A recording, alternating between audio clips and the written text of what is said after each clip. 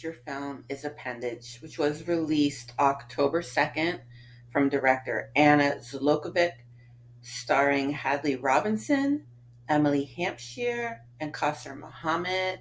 Um, I was surprised at how much I enjoyed Appendage.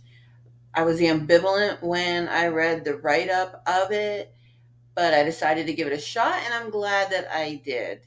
Appendage is an extended metaphor, but that said, you might want to approach this with caution if you are somebody who suffers from depression or bipolar personality disorder or was raised by a narcissistic parent, as there might be some things that are a little triggering, even though it's meant to be a sort of a light take on it. I could see where, you know, some of the things that happen in the film might hit home for you. So just, know that going in. The story starts, right off the bat. I thought it was going to be a longer, drawn out story about the appendage developing. I think that's probably why I was ambivalent about it. But it starts right away with the main character, Hannah, having dinner at her parents' home, and she's already like the appendage is already developing on her side.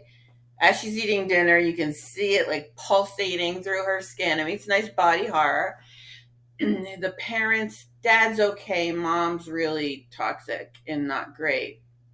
Hannah has a really nice boyfriend she's been in a relationship with for 6 months, and she's got a really great best friend who's super supportive of her. But her work life is very stressful. She works for a fashion designer who, it's sort of like the devil wears Prada. I mean, he's never satisfied with anything. He's super, super snarky and critical. And this appendage is developing on her, and it comes out to be its own being. And really what the appendage is sort of a manifestation of those voices in your head that are always telling you you're a loser, you suck, you stink, everybody knows it.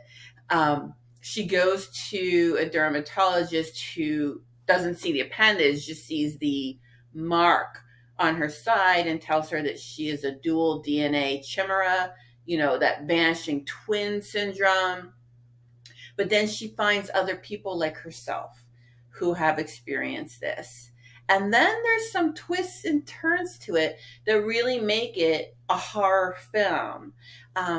I like the message of this, that you need to embrace and nurture all parts of yourself, especially those parts that you tend to be critical of, that you need to find the way to still love that part of yourself. I thought that was a nice message.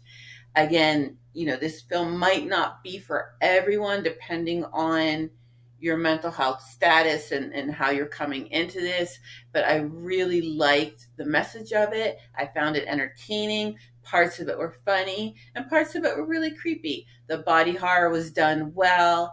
The appendages themselves were kind of silly looking and Muppety looking, but that didn't detract from the film. So overall, I do recommend Appendage. It's October, and some people may be hankering for some scary reads. So I wanted to put in a plug for the Siren's Call. The Halloween edition was recently dropped, and you can download it for free at sirenscallpublications.com. It has a lot of good stories, good poems, and there are some projects that are highlighted that may be of interest to readers. So the Siren's Call, a wonderful e-zine for readers.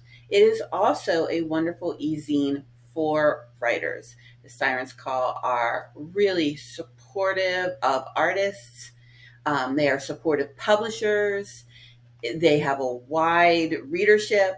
So if you are a writer out there and you are looking to have some of your work published, keep your eye out for their open submission periods. It might be a place where you would like to submit.